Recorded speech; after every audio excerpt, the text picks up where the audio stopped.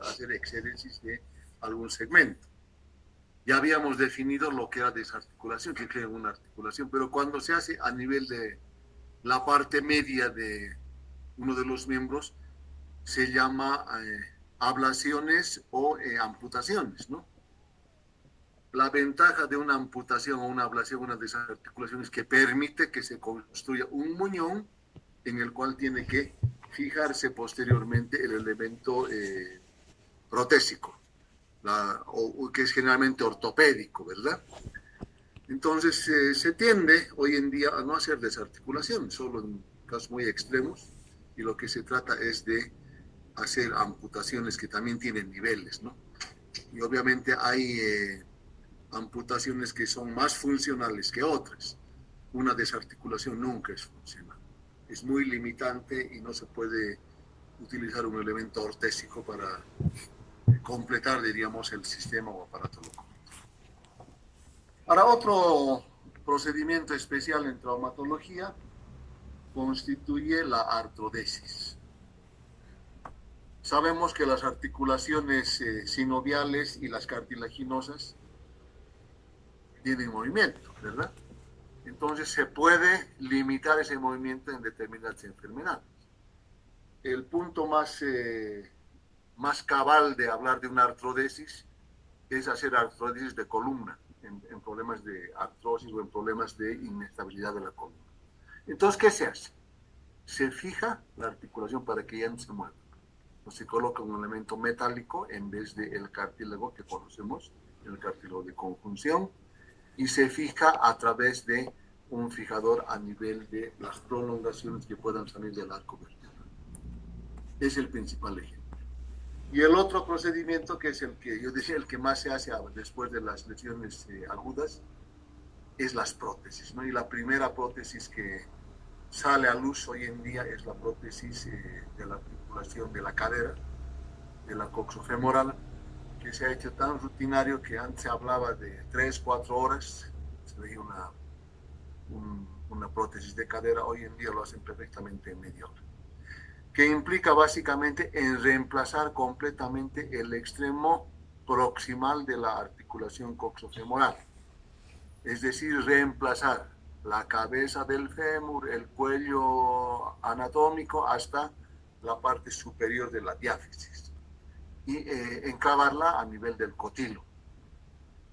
Hay varios procedimientos con cemento, sin cemento, con cabeza fija, con cabeza móvil, etcétera, etcétera. Esa es una cirugía que ha ganado adeptos fundamentalmente en problemas de artrosis de cadera, donde pueden haber artrosis bilaterales, pero siempre los procedimientos se tienen que hacer uno por uno, porque si falla uno, puede fallar el otro, y si fallan los dos, lo condenamos al paciente que no puede moverse, ¿no?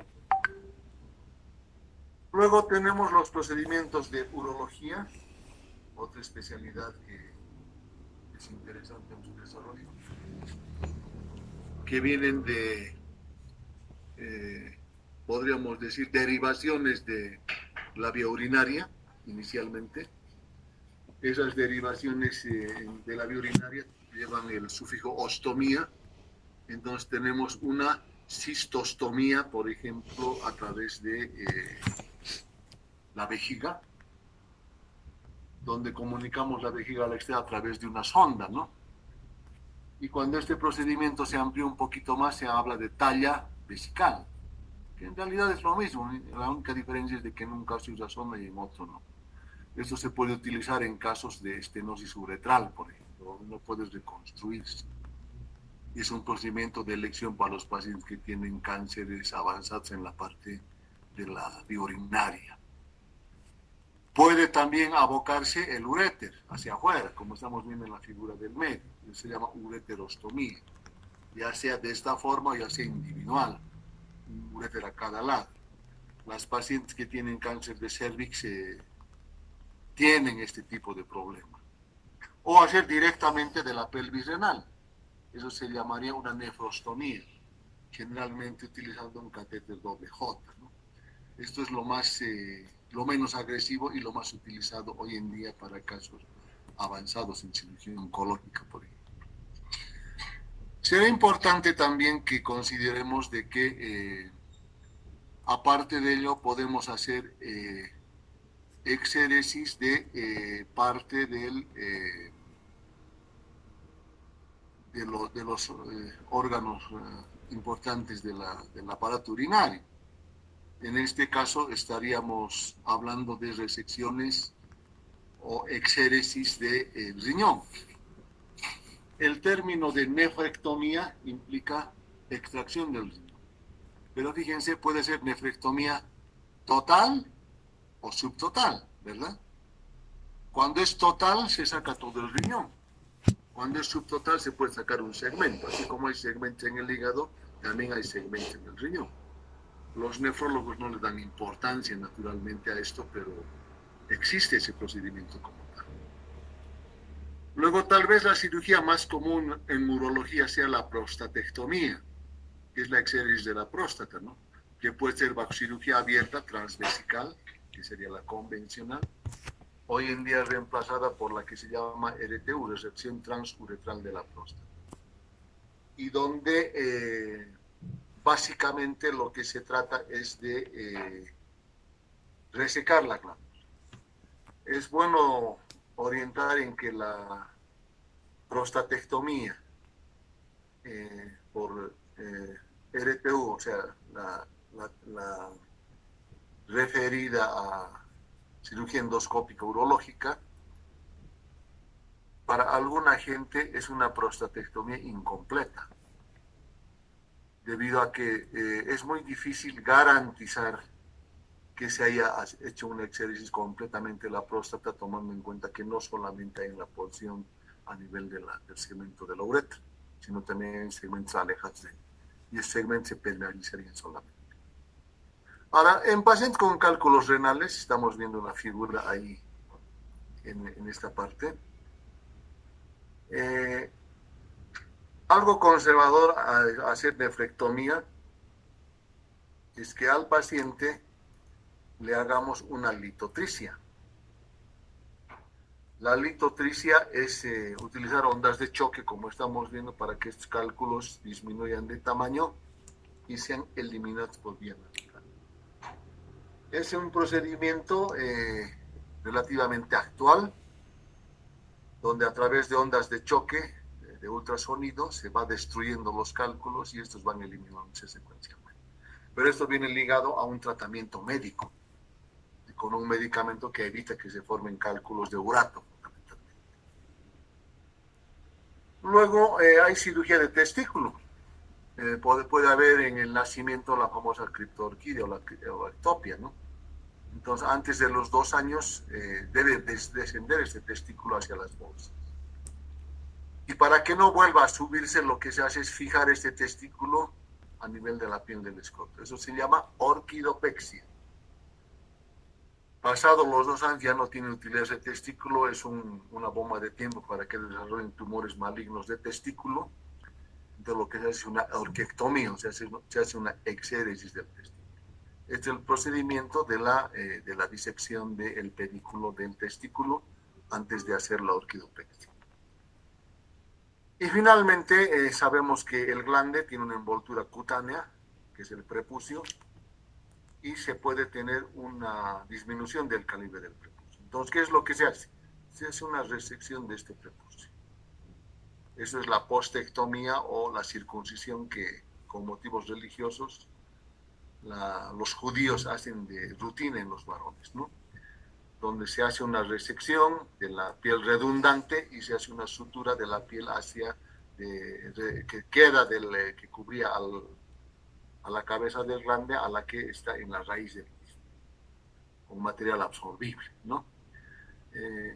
No es necesario, si es en el recién nacido, de acuerdo a los judíos, hacer esto con anestesia, sino por el contrario, lo que se hace es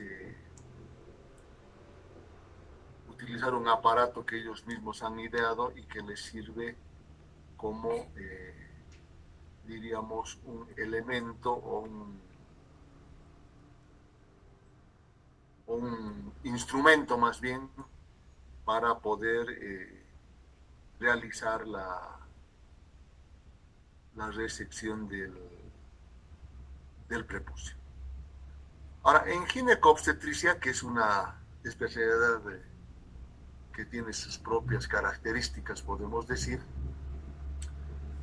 hay algunos procedimientos que son interesantes. Por ejemplo, estamos hablando de que se pueda acceder a la cavidad de la vagina con un espéculo, ya lo han debido ver en prácticas, dilatar el cuello y tomar muestras de endometrio o retiro de restos después de un aborto. Eso es el legrado uterino, que en el pasado se hacía con una legra, como estamos viendo. Hoy en día se hace bajo visión directa, entonces hay menos opción a que queden residuos. O se hace bajo histeroscopía. Naturalmente, en esta histeroscopía ya no emplea una legra, sino emplea un sistema de aspiración que viene adjunta al histeroscopio. Y obviamente este procedimiento es más seguro porque me analiza si no han habido complicaciones de perforación, por ejemplo, y me certifica de que no hayan quedado restos. Luego es bueno que se indique también que la cirugía ginecobstétrica ya ha dado un paso, el primer paso diría en cirugía endoscópica, porque es la primera cirugía laparoscópica hecha ha sido a través de patología ginecobstétrica. ¿Y cuál es el procedimiento que se hacía? La famosa resección del ovario, que es la oforectomía. Entonces insertaba el laparoscopio, se creaba un espacio virtual, se identificaba el ovario, se cortaba, ligaba y se retiraba, por una incisión muy pequeña. Hoy en día es tan sencillo al hacer esto que no se tarda 10 minutos, creo, es más el tiempo que se pierde tiempo en la anestesia. Como también puede hacerse lo mismo en los quistes de ovario que lo estamos viendo acá, ¿no? Acá hay un quiste de ovario, se hace cirugía laparoscópica y se reseca. Ahora, la resección del útero, que es la histerectomía, tiene dos constituyentes o dos variantes. En esta figura del útero, en la parte central, vemos en forma ovalada, ¿no ve? Ahí estamos hablando solo de una histerectomía de cuerpo y cuello. Solo histerectomía, donde se crea un manguito vaginal. Y se deja en su lugar las trompas, cerrando los orificios de las trompas y dejando el ovario en su lugar, para que termine de hacer la función ovárica que corresponde a la mujer. Pero cuando se amplía esto, se puede resecar además las trompas. Entonces estamos hablando de una oforectomía, perdón, una histerectomía ampliada a las trompas. Y donde se reseca, además se puede resecar inclusive el ovario. Esa sería una panhisterectomía, como se define hoy en día, dejando simplemente la vagina. Como también antes al sacar el quiste se hacía una salpingo-oforectomía. Entonces, estos procedimientos van avanzando fundamentalmente con criterio oncológico. Esto pertenece a la cirugía oncológica. Ahora, es bueno que tomemos en cuenta, además, que hay procedimientos diríamos, para limitar la posibilidad de embarazo con las ligaduras de la trompa. Eso se llama salpingoclasia, que puede hacerse ya sea a través de ligadura o a través de una salpingostomía que se llama hoy en día, donde se quita la continuidad de la trompa con el útero. Y quizás la operación más antigua que hay en esto sea la operación cesárea, ¿no? Donde llegado a un producto a término, se abre la cavidad uterina para producir un nacimiento a través de una herida artificial a nivel de la parte inferior del abdomen en determinados casos. Entonces la operación cesárea también es tributaria de esta especialidad, especialmente de la obstetricia. Hay algunas misceláneas que están descritas en el texto que ustedes tienen. En el caso de oftalmología, por ejemplo, una cosa es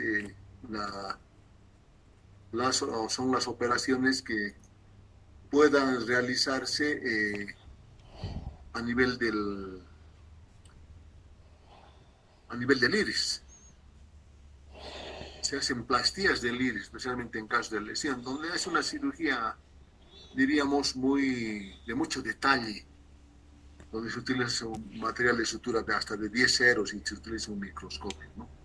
Pueden haber lesiones del iris traumáticas que no implican un trauma muy grande. O la cirugía de cuerpo vítreo, o de humor vítreo, como le llaman algunos, la vitrectomía. Cuando disminuye la audición se puede retirar el cuerpo vítreo y permitir que esa persona tenga una mejor visión. En el caso de otorrinolaringología, dos son las cirugías de frecuencia. Uno, la resección de las amígdalas o tonsilas, tonsilectomía o amigdalectomía, que puede hacerse convencional como estamos viendo o con la ayuda de un instrumento que se llama amigdalótomo, donde se ahorra prácticamente el tiempo a menos de 10 minutos. Y cuya estrella, en el caso de la otorrinolaringología, es la plastía del tímpano. Entonces puede haber una perforación del tímpano, se coloca un parche generalmente de duramado o un material protésico para que haya audición normal. En el caso de la oftalmología, es bueno que se establezca de que el láser ha desarrollado una capacidad de resolución de la mayor parte de los problemas en el caso de cirugía oftalmológica. En consecuencia, si se dan cuenta, estamos viendo bastante avance en cuanto a los procedimientos relacionados a la tecnología. Ahora, la cirugía oncológica está aumentando en el mundo.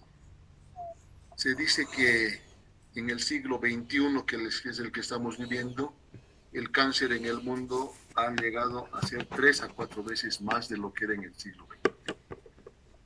Y ahí hay 3 términos que deben aprenderlos. Primero, resección de órganos, donde se saca un órgano. Acá, por ejemplo, se está resecando el estómago. Se llama gastrectomía. Acá se está sacando un segmento de intestino, enterectomía. Esto obliga a un procedimiento de reconstrucción, además, ¿no? Que puede ser anastomos, como habíamos visto, término terminal o término lateral. Acá ya no hay estómago. Y hay alternativas de reconstrucción en función a lo que pueda significar el órgano como tal. Se hacen resecciones de colon, de estómago, de intestino, resecciones parciales de hígado también. Ahora, cuando la enfermedad no es in situ, no es muy local, sino compromete otros órganos, se hace resección ampliada. Acá tenemos el ejemplo de un tumor de colon que está invadiendo la vejiga y parte de la próstata, si se dan cuenta, porque este es un varón, ¿verdad? Entonces acá de nada sirve de que yo haga una cirugía del recto. Tengo que hacer una resección ampliando tanto a la próstata como a la vejiga. Entonces la resección sigue esta línea de punteada, que es mucho más grande, ¿verdad? Y donde te tiene que garantizar, además de que salgan todos los tejidos circunvecinos. Mientras que la resección radical, más aplicada a la cirugía mamaria, a la mastología, implica resección del órgano por un lado, resección completa de ganglios, linfadenectomía, y resección de órganos vecinos, como los músculos pectorales, por ejemplo. Una resección radical es muy amputante, debido a que reseca demasiado tejido y deja defectos difíciles de cubrir posteriormente. Entonces, en cirugía oncológica se habla mucho hoy en día de que ya no se hagan resecciones radicales, se hagan resecciones de órganos, resecciones ampliadas, y siempre se haga un tratamiento complementario. Y el tratamiento complementario va en relación a 2 términos. La adyuvancia, el tratamiento adyuvante, donde después de operado se hace un procedimiento ya sea de radio o quimioterapia o ambos. O en algún caso, cuando vemos de que son casos muy avanzados, no se opera y se hace solamente terapia paliativa a través de radioquimioterapia también. O en alguna situación, en algún paciente se puede hacer una radio o quimioterapia antes de operar, posteriormente operarle y después de la electrocirugía volver a reiniciar la radioquimioterapia. En este caso, cuando se hacen los 3 tiempos de radioquimio previa, cirugía y radioquimio post, se llama terapia neoadyuvante. Mientras que el adyuvante es una vez de que el paciente ha sido operado y no se hizo ningún otro procedimiento más en ese contexto. Ahora viene, diríamos, en nuestro análisis, lo que hoy en día viene a ser el gran desafío para la humanidad, y es lo que significan los trasplantes. Los trasplantes históricamente han tenido una evolución muy interesante y que desde el punto de vista histórico a veces nos sorprendemos cuando empezamos a encontrar lecturas al respecto. Inicialmente, decirles de que los trasplantes se han ido haciendo más como una fase experimental de la cirugía, en cirugía animal. Posteriormente se ha empezado a hacer en pacientes terminales, pero les vuelvo a decir, con tratar de ver cuál es el resultado que tienen los trasplantes, no como un afán curativo o de reemplazo completo. Aunque en algunas situaciones sí se ha llegado a que se desarrollen procedimientos técnicos de muy buenos resultados y que dan un grado de satisfacción por demás sobrellevadero a quienes se someten a aquello. Entonces, la historia de los trasplantes, si nosotros revisamos la parte histórica, hay cosas, les decía, interesantes, ¿no? que la han llevado en la primera clase al comenzar en técnica quirúrgica. En la antigua India, uno de los Vedas, ¿saben lo que es la Ayurveda, que tiene siete ramas, ¿no? Se dice de que uno de los Vedas, uno de los dioses Vedas, creó un dios, un semidios. Al cuerpo humano le puso una cabeza de elefante y le dio sabiduría. Y creó a Ganesha. Este trasplante, si es que queremos entenderlo desde el punto de vista semántico, se hizo en un niño que posteriormente creció y tiene un sistema de adoración muy particular. Porque se dice de que no solamente cura, sino de que tiene un grado superior desde el punto de vista del pensamiento que hace que en la cultura india se lo respete bastante. Entonces, el primer relato histórico que se tiene respecto a los trasplantes, aunque esto es más que nada desde el punto de vista religioso o bíblico, ¿verdad? Ya en Roma, en el siglo III, se habla de 2 santos, San Cosme y San Damián, que los estamos viendo acá. Este es un óleo existente en uno de los museos existentes en Italia, en Florencia, para ser claros, donde la leyenda dice de que un emperador, a Constantino, luego de un accidente, le hicieron un trasplante de un miembro, el miembro inferior izquierdo, si nos damos cuenta, la pierna. Acá están agarrando la pierna, ¿verdad? Y le están colocando en el lugar donde faltaba el miembro correspondiente. ¿Y cuál es la connotación de esto posteriormente? Que Constantino, siendo romano, fue el primer emperador que entró al cristianismo. Es el primer emperador romano cristiano. Y que acá, se analiza simplemente la parte bíblica, ¿no? Y donde se dice de que esto ha permitido a que se haya hecho la transformación en cuanto a la religión. Ahora, ya en la Edad Media hay algo muy interesante. Tagliacozzi, o Tagliacozzi, como quieran manifestarlo, era un anatomista, era un médico de la corte, era un investigador y más que nada era un muy buen inventor, como todo lo que significaba el Renacimiento. Se habla de una serie de más o menos 20 obras vinculadas a la medicina, cosa que ni Hipócrates ni nadie tiene. 20 volúmenes, con diferentes cosas. No se lo reconoce ni siquiera dentro de los términos de anatomía algo que lleve su nombre, ¿no? De Tagliacozzi, o Tagliacozzi. Pero cuando se habla de la cirugía de Tagliacozzi y la cirugía del Renacimiento, se habla de las rinoplastías. En la India y en otras culturas, a todos aquellos que eran violadores les cortaban la nariz para que los identifiquen. Los marcaban prácticamente. Y existen técnicas de reparación de rinoplastías con método indio, que tenía una connotación diferente. Pero ¿qué es lo que hace este italiano, que es de la Universidad de Bolonia, la universidad más importante en la Edad Media y el Renacimiento en Italia? Hace un procedimiento de rinoplastía, fíjense, creando un pedículo del brazo a la nariz, de modo de que el enfermo, el paciente o la víctima, como queramos llamarle, tenga que estar en esta posición cierto lapso de tiempo, que en ningún momento va a ser corto. Pero da buenos resultados. No se describa de que se hayan muerto personas con esto, que no hayan aprendido, sí, ¿verdad?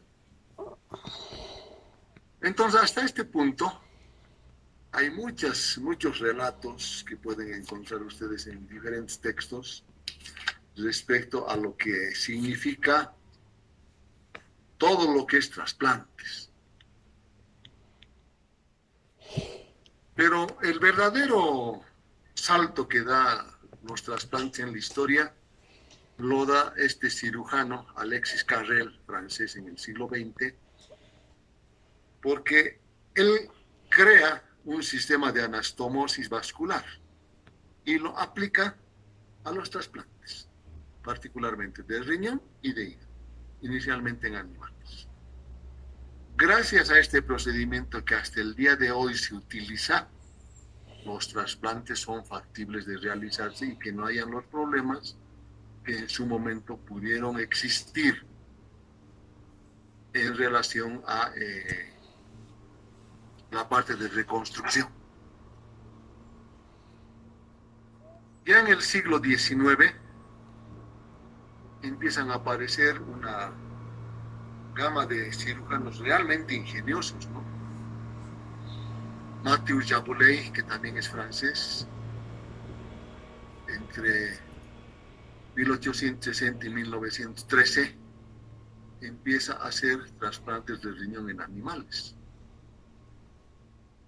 y que viene con un resultado, diríamos, bastante prometedor, aunque con problemas vinculados al rechazo.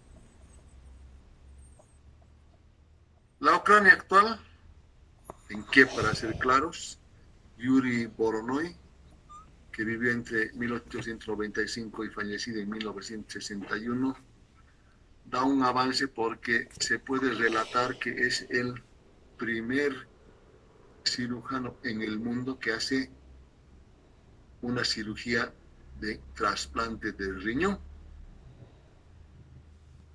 utilizando riñones de animales, lo que hoy en día se llama el seno injerto. Ya en el siglo XX, entre 1913 y el 2006, muy reciente, si se dan cuenta, René Cass, un holandés que vivió bastante tiempo en Inglaterra, desarrolla ya mejor la parte de la cirugía de trasplante renal y empieza a incursionar en el trasplante de hígado. Desgraciadamente, a partir de cierta edad ya se pierde ciertas características en cuanto a la habilidad y hace de que, habiendo iniciado una era importante de los trasplantes, esto quede simplemente como un hecho histórico para que siga la escuela que hasta hoy en día se mantiene en Inglaterra, en Oxford, para ser claro. Y el colofón final nos da Christian Barnard, que vivió entre el 1922 y 2001, que en Sudáfrica, en Ciudad del Cabo, hace el primer trasplante cardíaco. Aunque el paciente vivió solo 18 años en el primer caso, el segundo le llegó a vivir más de 2 años. Y a partir de ahí la cirugía de corazón se hace importante. Reiterarles que Matthew Jabuley también ha incursionado en la cirugía cardíaca, pero haciendo cirugía de válvulas cardíacas. Colocó válvulas cardíacas de cerdo en humanos, en niños particularmente.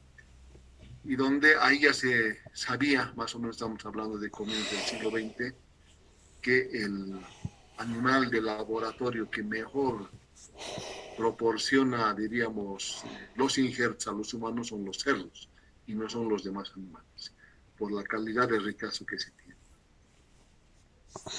En la actualidad estamos en verdaderos dilemas, hasta bioéticos, donde todo lo que están viendo en las manos acá, intestino, corazón, pulmones, estómago, hígado, páncreas, cerebro inclusive, pueden ser órganos a trasplantar. Cada país tiene una ley de trasplantes, que también hay en Bolivia, pero que no se cumple más que para la transfusión de sangre, ¿no? En otros países, ejemplo, Estados Unidos, México, Chile, Brasil, Argentina, hay un banco de órganos donde se establece quiénes son donantes y quiénes son receptores. El receptor es a demanda, ¿no? Pero el banco de órganos implica, por ejemplo, de que existan órganos en existencia para utilización prácticamente inmediata bajo ciertas circunstancias. Es lo que hablábamos del ASA 6 con los de mi grupo. El ASA 6 del estado físico del paciente en el preoperatorio es paciente descerebrado, generalmente después de un accidente, ¿no? Pónganle un paciente de 20, 30 años de un accidente de aquellos que está vivo, pero que no va a recuperar nunca. Va a ser vegetal el resto de los días que le quedan. Entonces el paciente es un donador potencial. Con la ley de trasplantes, este paciente puede donar órganos, desde la córnea, la piel, hasta terminar, podríamos decir, en los órganos internos. Pues de esa forma se nutren los bancos de sangre. Y las cirugías que mejor se realizan hoy en día son básicamente tres, ¿no? Es el trasplante de riñón, el trasplante de hígado y el trasplante cardíaco, que se puede llevar inclusive en el caso del corazón de un país a otro. ¿Cuál es el problema de esto, Pedro? El rechazo. El rechazo es vinculado a un proceso inmunológico que se llama la apoptosis que hacen los linfocitos en ciertas situaciones. Y eso hace que se utilicen drogas inmunosupresoras. Todos los trasplantes hasta antes la aparición de la 6-mercaptopurina en la época del 50-60 se debían a eso. Posteriormente se fue mejorando con la satioprina y actualmente con la ciclosporina y algunos otros antígenos monoclonales que ayudan para que no haya los rechazos.